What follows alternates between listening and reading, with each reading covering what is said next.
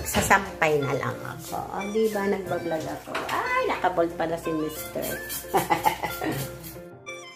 Ito naman ang gawain na talagang paulit-ulit. Magkano? 3 isang. Ano ba ito, boy? Ayan naman ang pinagkakabisihan. Ayan naman ang pinagkakabisihan ni Mia. Hello mga ka-viewers. Baka sakaling hanapin nyo ako. Wala po ako sa tindahan. Ito po't namamlansya ako. Kasi nga, sa Monday may pasok na si Mia. So, ganyan talaga ako pagka pasukan na, isang beses lang talaga ako namamlansya. So, lahat talaga pinaplansya ko na para kuha na lang ako ng kuha every morning. Kasi nga napakahirap sa akin kasi nga may tindahan ako. So, kaya plancha kong plancha. Ayan. Kaya baka may maganap sa akin. Ayan, namamlansya ako. Huwag nyo nang pansinin kung bakit ayan, nakasexy si Mada.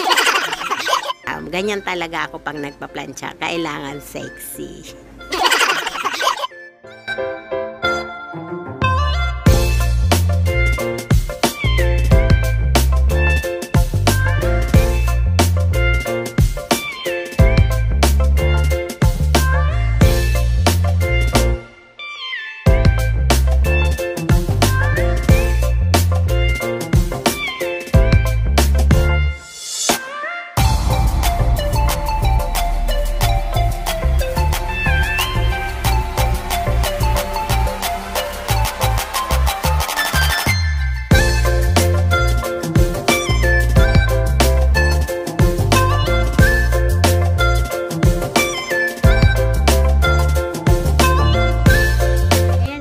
Nandito na ako sa tindahan. So, syempre, nagbihis na ako. Kasi yung pang-sexy ko lang talaga pang-plancha lang yun. Ayan, kasi nga, habang namamplansya ako kanina, so, may nakasalang pa ako doon sa Matic. Naglalaba din ako mga ka-viewers. Ayan, o, diba? Naglalaba habang may nakasalang ako sa Matic, nagpa-plancha na ako. So, sinabay ko na yung pagplancha para bukas, Sunday. So, walang gagawin. O, diba? Siyempre, may time, para may time naman tayo magsimba. Kaya, kailangan tapusin ko na lahat ang mga gawain ko ngayon. Ayun, yun nga, pagkatapos ko magplancha, sabi ni Mr. kasi siya naka-assign ngayon, sabi niya, magluluto daw siya. Kasi namalingki siya kanina, bumili siya ng isda. So, yun nga, pinababa niya muna ako. Pero hindi pa ako tapos. So, magsasampay na lang ako. O, diba, nagbablog ako. Ay, nakabold pala si Mr. Ayan.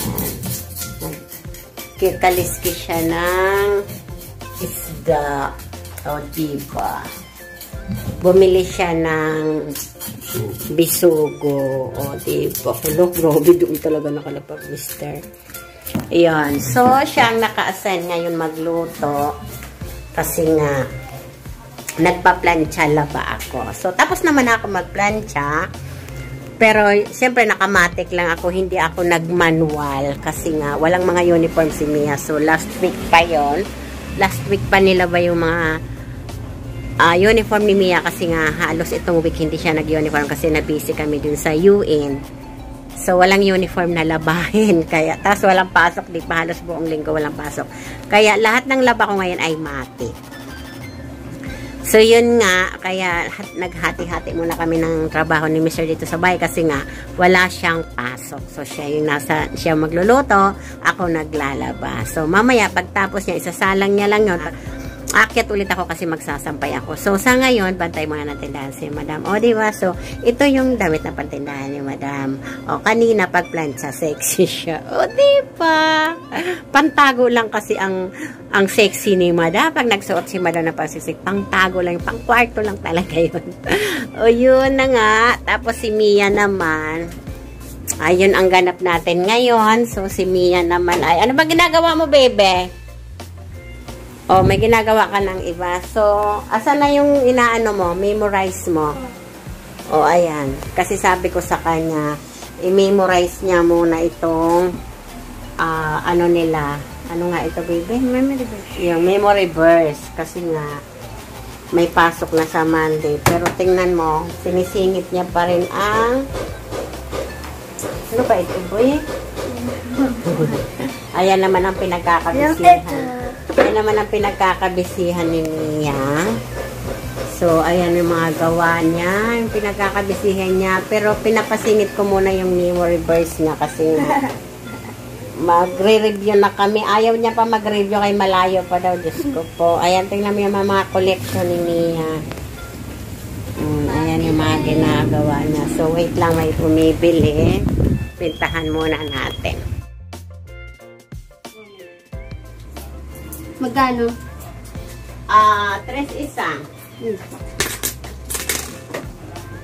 Dalawa? Oo.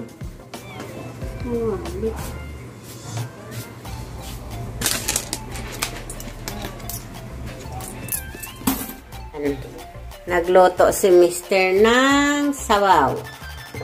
Hinati niya yung isdang, anong isda yung papa? Bisugo. Tapos, ano yung ano? Nakatapos ka na ng paksiw? Ayun.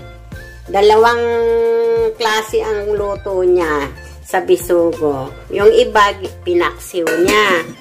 Tapos yung iba, sinabaw niya. O, diba? Kasi nga kahapon, may pansit pa kami kasi niluto namin kahapon. Siyempre, pang-atang kasi nga November 1. So, yun nga. Thank you kay Mr. Nagluto ng isda. Hi naman. Hi! Nakabold ka, Mr. Oh, ikaw naman, Mia. Ano na naman ang kasunod mong hakbang? Ano ba yan? Magpiprint na naman. Ang busy mo din, anak. Busy ang lahat.